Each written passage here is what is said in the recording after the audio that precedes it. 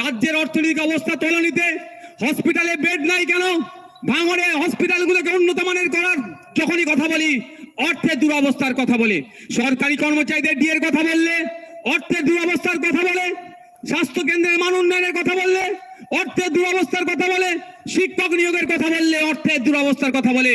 আমি আজকে Netaji indoor stadium থেকে মাননীয় মুখ্যমন্ত্রীকে বলছি, যদি আপনি রাজ্যের ভালো চান, নওশাদ সিদ্দিকীকে আগামী 6 মাসের জন্য অর্থ দপ্তরটা দিয়ে দিন।